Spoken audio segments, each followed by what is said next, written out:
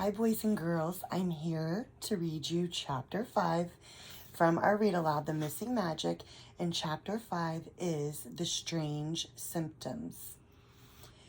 Clover and Oliver did manage to work together for the rest of the day. They were too shocked by Mr. Jam's sudden departure, and for Clover, the discovery of his past as a knight, to argue.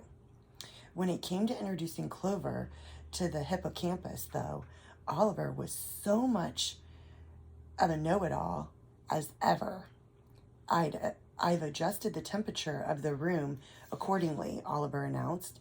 The tank room was muggy and smelled like the seaside.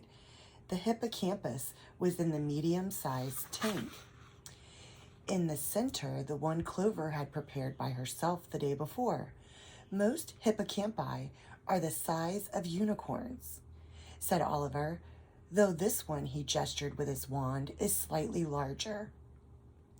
So when we say hippopotamus, we're talking about one hippopotamus.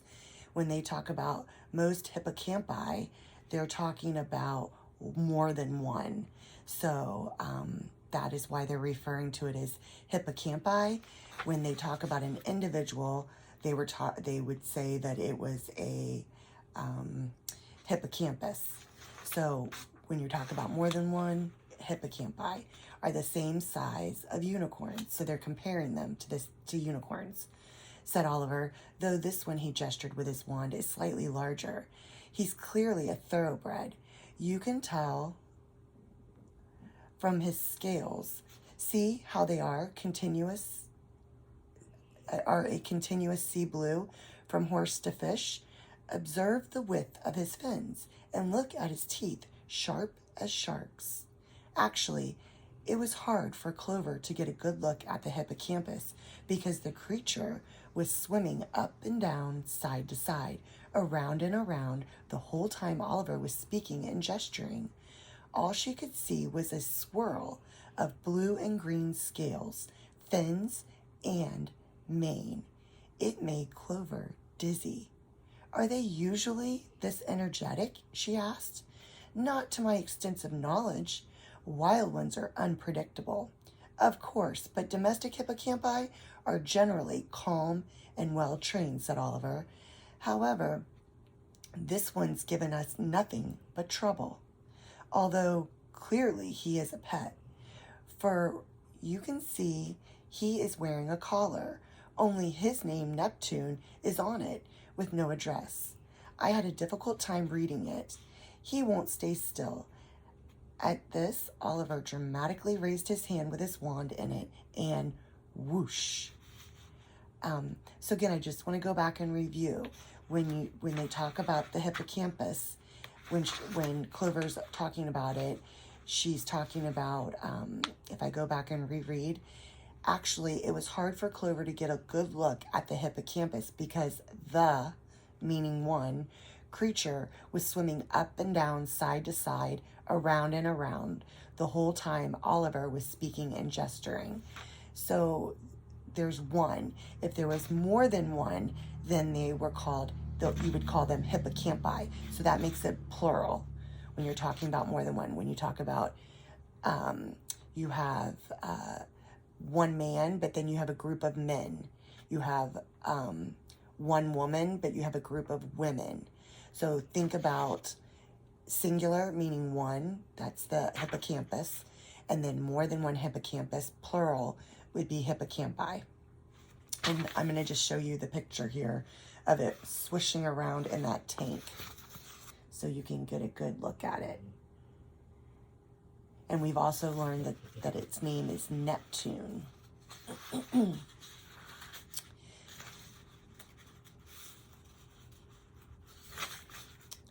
Neptune leapt out of the giant tank and back down again.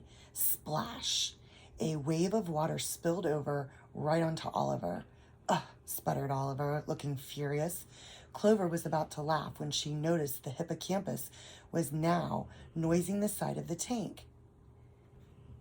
Nosing the side of the tank, tossing his blue mane in the very same way Tansy, the fairy horse, did when she was showing off.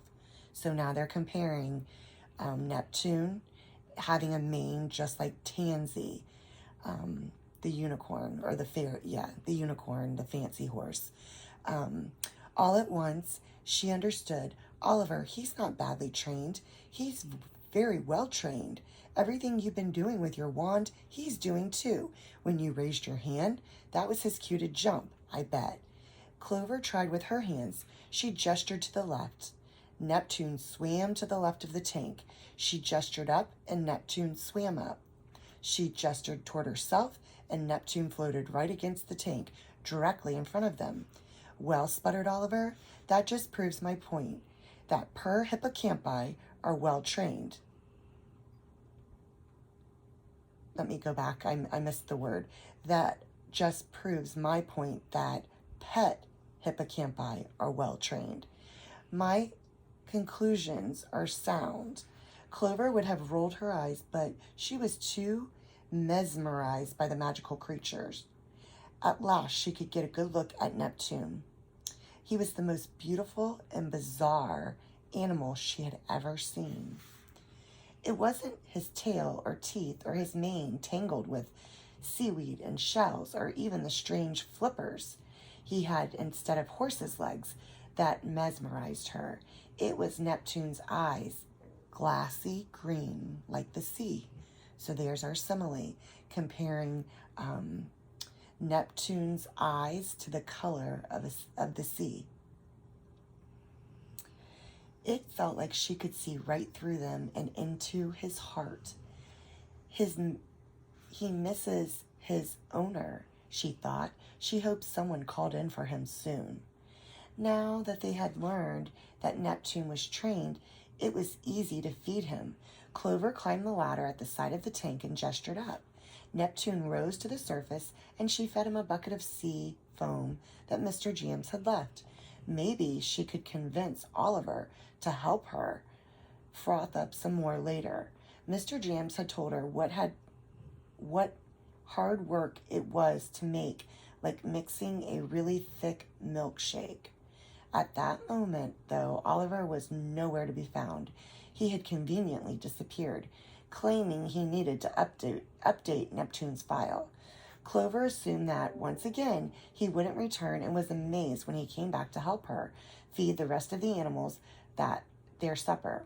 Well, sort of help. He used a wand, his culinary one, he said, to mix the food, but instead of making mush for the unicorns, it made cinnamon raisin oatmeal. So if he used his culinary wand, culinary means cooking, so this particular wand he used was a cooking wand. Plum took a particular liking to it, but Clover ended up having to make proper mush for the rest. When she had cleaned up, she found Oliver sitting on the couch in the front room, his wand and bowls of different foods, mushy peas, mashed potatoes, soggy spaghetti, and even a bowl of soft strawberry ice cream on the table in front of him. Dippity was in his lap. By Oliver's side, a potato biscuit was slowly disappearing. Picnic was cuddling there too. For a moment, it was as if Clover could see the puppy's little paws on either side of the treat, but of course she couldn't. "What are you doing?" she asked Oliver. "My culinary wand is quite the disappointment," he said. "It really should be able to handle the animal's meal preparation, but..." "You don't need a wand to make unicorn mush," she said. "Yes, but I thought," he started. "Never mind." He shooed Dippity off his lap and began gathering up the bowls. He was about to pick up the last one, the ice cream, when he said, "Would you like some?" Clover almost shook her head, but she was feeling strangely hot.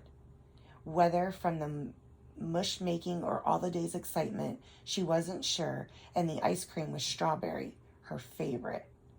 So she nodded, and he left it there with a spoon that he drew from the pocket of his robes. She hoped it was clean. Before she could say thank you, he was gone. Clover pulled Dippity and Picnic close, noticing all the crumbs the puppy had made on the couch.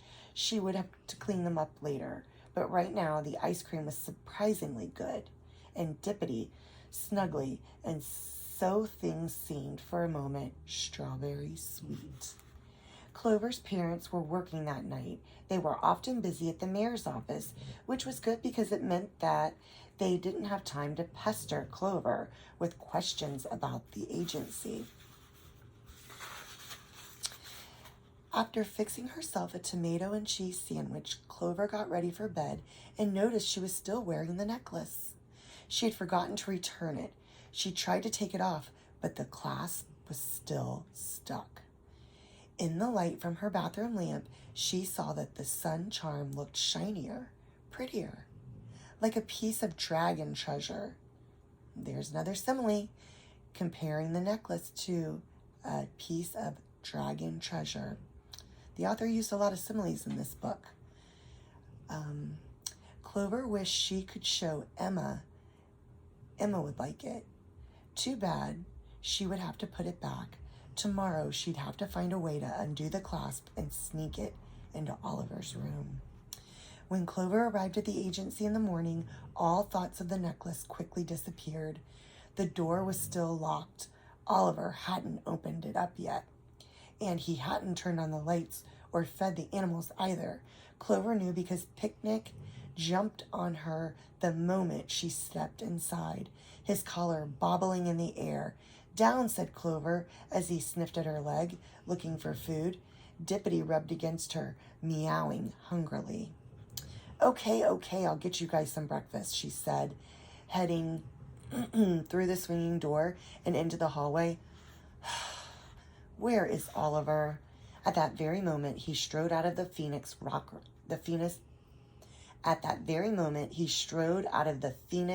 Rookery.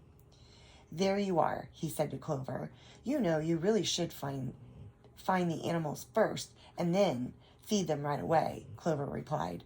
"Picnic's practically chewing on my leg and opening the door, too." "I was going to, but there's a bit of a situation," he said. Clover noticed Oliver was still wearing his pajamas, covered in a pattern of green and blue speckled eggs. My two favorite colors, green and blue. His hair was sticking up all over the place, and his eyes were wide in worry. "What do you mean, situation?" asked Clover. "Is it Phoebe? Did she have her ash day?" "Technically, yes," said Oliver. But what? I think there's something you should see." He headed back into the Rookery. Picnic and Dippity tried to go with him. "Sorry, guys," said Clover. "I promise. I'll get you breakfast in a moment." She shooed them away, then warily followed Oliver. The room smelled faintly of burning and was very quiet. So quiet she could hear her heart beating. What would she find in the tiled nest? She was almost too afraid to look. She peeked nervously inside. And I want you to think about that. Put that in your mind. So she's peeking nervously inside. So what would that look like? Would that mean that she's like all up on it to see what's there? Or is she just like kind of like you're tiptoeing and you're looking like around the corner because you're not really sure? So visualize that in your mind. Help connect your thoughts to the text and make that connection. Make that text to self connection. Ash. There was only a pile of ash. "Where is she? What happened?" Clover demanded. "By my estimation, based on the smoke, the bird flamed shortly after midnight." "Bird? You mean Phoebe?" "Yes, Phoebe. I checked on her as soon as I woke up. But," he continued. Clover gulped. "Oh no, is she?" No, she's not dead," Oliver said quickly. "Observe the ashes closely." To Clover's relief, there was a faint glow coming from the container. In the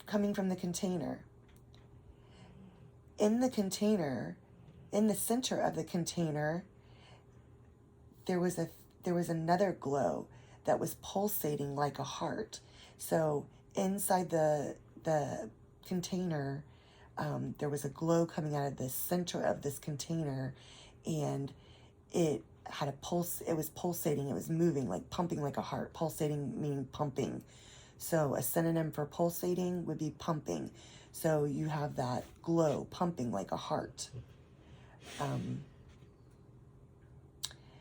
The ashes are almost decidedly alive, said Oliver, but the magic in them is faint, as though there is not enough to revivify the bird. Revivify?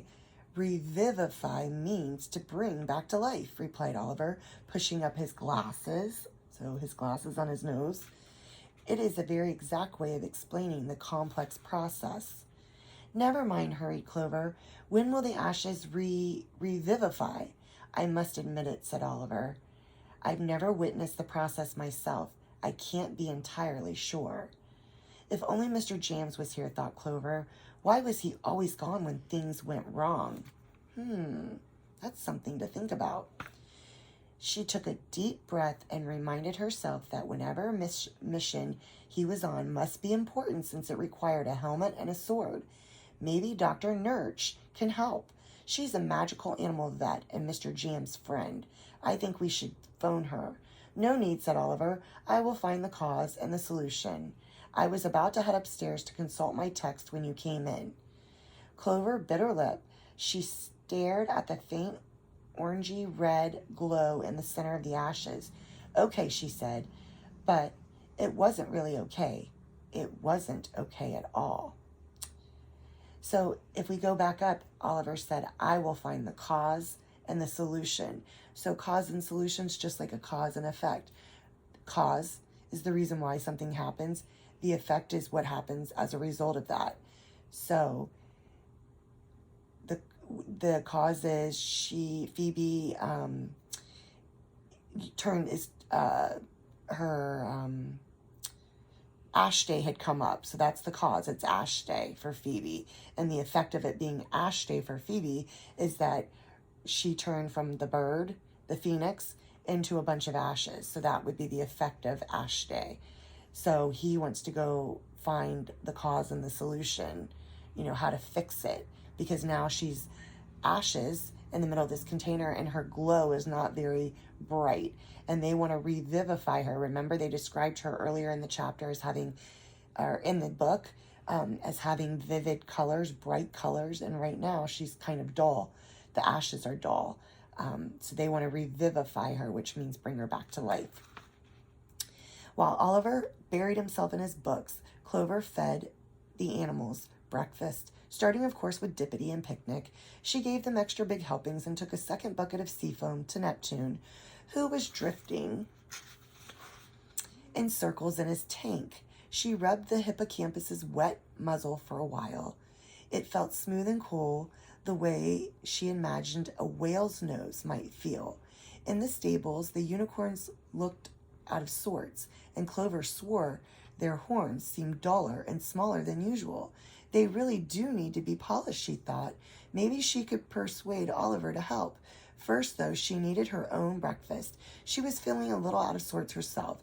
She made some toast and sat down on the couch in the front room to cuddle with Dippity. Dippity always calmed her down. That was the kitten's magic. But not today. Clover didn't feel calm. She felt worried. Something was wrong with Dippity. The tip of his tail seemed less green. In fact, it wasn't green at all. It was white. Clover leaned closer and rubbed her eyes.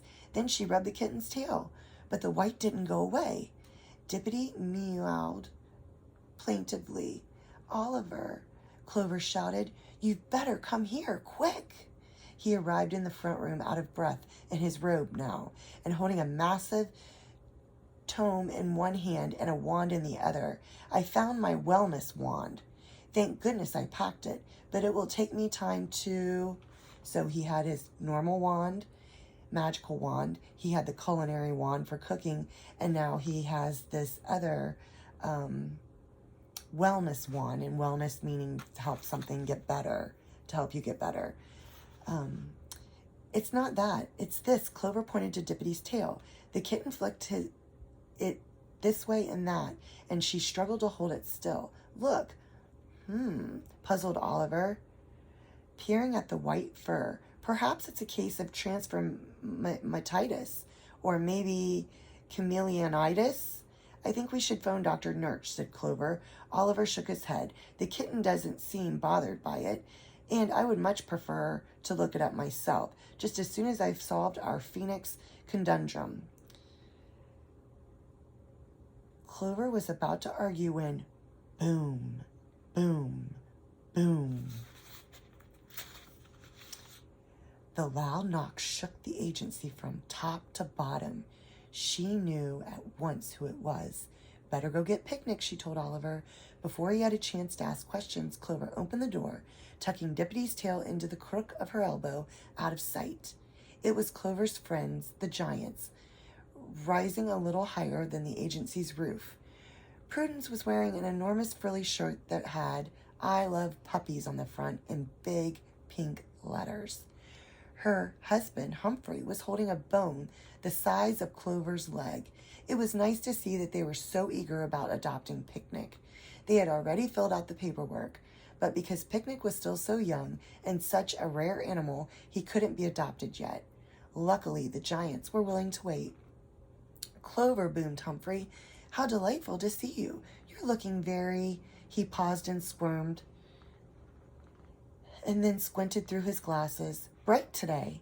Have you been getting too much sun?" Prudence broke in, peering at Clover's face too. You should use some of my sunscreen." "Humphrey, do you have that bottle?" "Of course, my jewel box." Humphrey began to fiddle with his fanny pack, but Clover shook her head.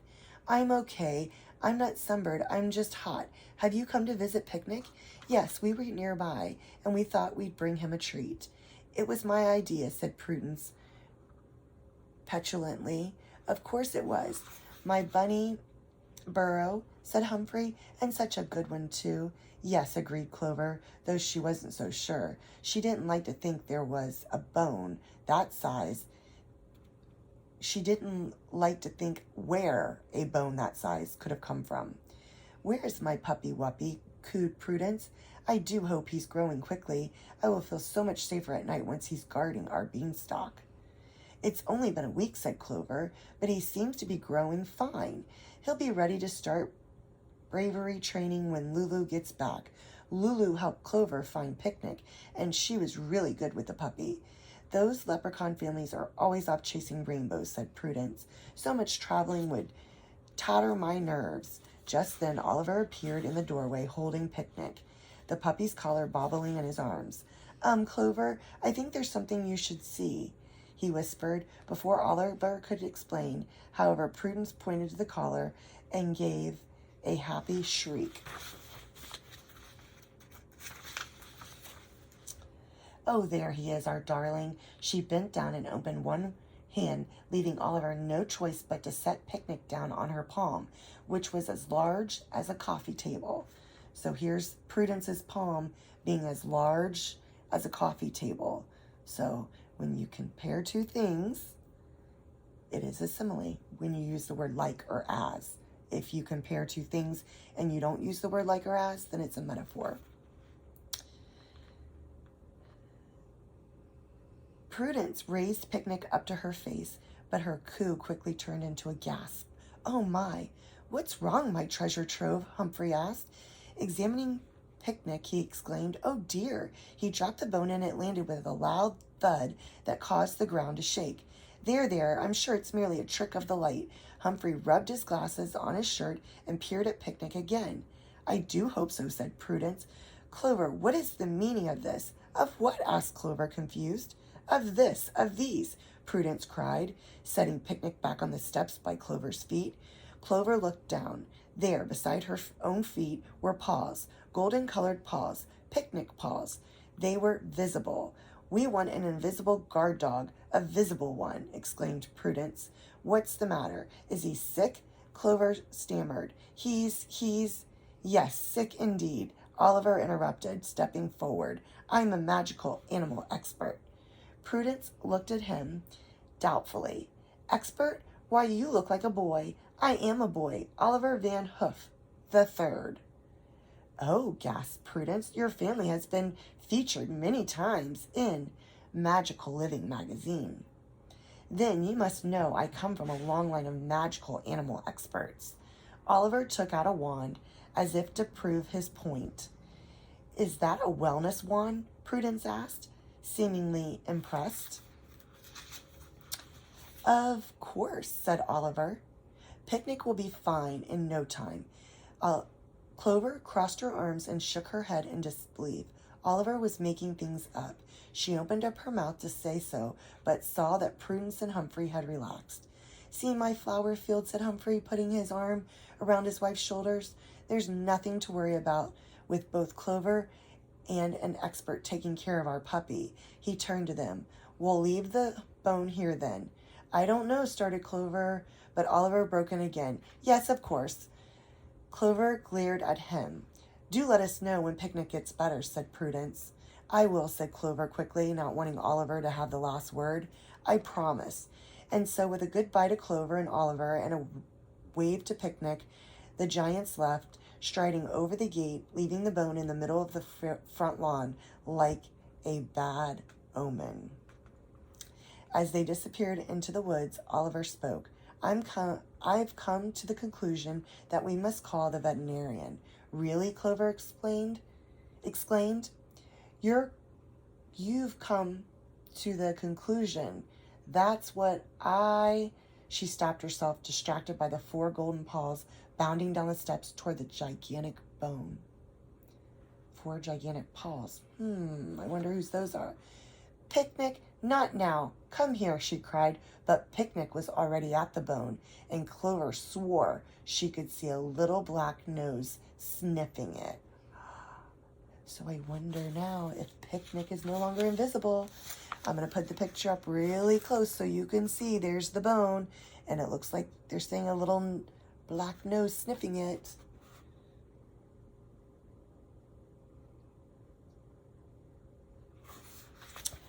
Okay, so that was the end of chapter 5. Chapter 6 is the vet's visit. So your assignment that goes along with chapter 5 is to predict what you think may happen in chapter 6. So you're going to make your inference. Remember, an inference is using what you already know. So based on what we've already read, okay, plus what you think and your background knowledge about what we've read. So what the author's given us, plus what you think, and putting those together to make a prediction about what's going to happen in chapter 6, the vet's visit. And I'll just kind of stick this picture up to give you a little hint so that you can maybe look at that, and that can help you with your prediction. So that's on the second page of the chapter 6. So with the video, I'm going to attach the assignment. So your assignment will be just to simply write what you think, what your predictions are, and give reasons. Give me some examples why. So do your best to make your prediction 3 to 5 sentences, with just examples. Like if you say, I think that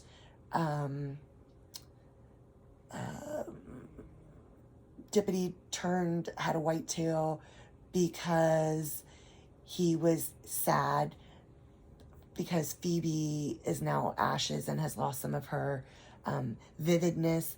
So put together what you've already read so far, and what you already know about what's going on in the story, together to make your prediction for that 6th chapter, which is the vet's visit. And that will be up for you guys to read. So Monday is listening to this, chapter 5. Your assignment is Tuesday. Chapter 6 will be on Wednesday. Your assignment for chapter 6 will be on Thursday. And then Friday will just be to make sure that you have it all done by the end of the week. All right. And I really enjoyed getting and reading some of the assignments last week about which character you felt like you were most alike. And I got some really good answers to that. And people picked many different characters. Some picked Oliver, some picked the knight, some picked Clover. So it was very interesting to see how all of the different characters were picked, and just to see how you compared yourself to those characters. So that was really exciting for me to read. So I really did enjoy that. And I did like how some people just got very creative, and it made me proud to hear the things that you think about yourself, being good leaders, being curious, being smart, being friendly, being kind, and all of those things are. And right now, with what we're going through, it's very important to remember that every single one of you are wonderful human beings, and you do great things each and every day when you're in school and when you're out of school. So just remember, be kind to someone, be kind to your brothers and sisters, be kind to your parents, and always put others' feelings in front of your own, just like Clover did in all 3 books. Clover was always so much worried about the animals, so she put the animals before herself. And so I want you guys, I know that you've compared yourself and you've described how you're like that character, but I want everybody to try to be a little bit more like Clover, being patient and being kind, and just try to practice those traits for the week, and not just the week, but, you know, for forever. But be good people, especially if you see someone that needs help, help them. If you see that your mom and dad have a lot going on and that you could do some extra things around the house, then do that for them. And just try to put yourself in a situation where you can behave like Clover does in the book. So until I see you again, have a good weekend, and I will see you guys soon. From my heart to your heart. Bye.